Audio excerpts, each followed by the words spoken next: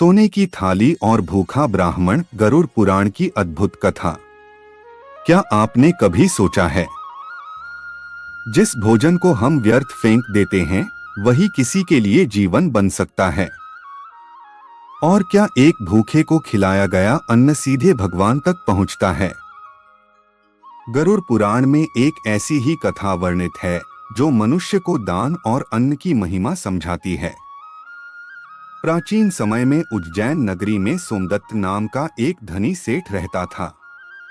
उसके घर में सोने चांदी की कोई कमी नहीं थी।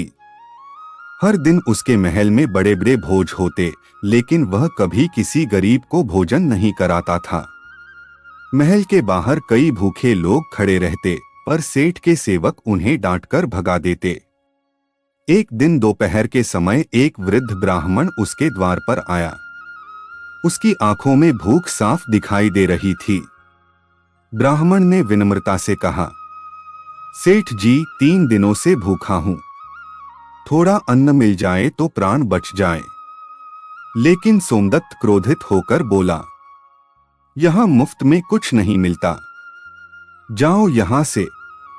वृद्ध ब्राह्मण शांत स्वर में बोला, धन का घमंड मत करो सेठ, समय सबका बदलता है।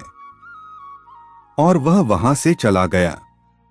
कुछ महीनों बाद सोमदत्त के जीवन में अचानक विपत्ति आने लगी। व्यापार में भारी नुकसान हुआ, घर में बीमारी फैल गई। धीरे धीरे उसका सारा धन समाप्त हो गया। जो लोग कभी उसके आगे झुकते थे वही अब उसका अपमान करने लगे। एक रात भूखा प्यासा सोमदत्त मंदिर की सीढ़ियों पर बैठा रो रहा था। तभी वही वृद्ध ब्राह्मण उसके सामने प्रकट हुआ, लेकिन इस बार उसके शरीर से दिव्य प्रकाश निकल रहा था। सोमदत्त कांप उठा, आप कौन हैं? वृद्ध मुस्कुराए और बोले, मैं कोई साधारण ब्राह्मण नहीं, मैं तुम्हारे कर्मों की परीक्षा लेने आया था। इतना कहते ही वह दिव्य रूप में बदल गए। सोमदत्त समझ गया कि यह स्वयं भगवान की लीला थी। ब्राह्मण ने कहा, जिस घर से भूखा लौट जाए वहां लक्ष्मी अधिक समय तक नहीं ठहरती। अन्न का दान सबसे बड़ा दान है। सोमदत्त की आंखों से आंसू बहने लगे।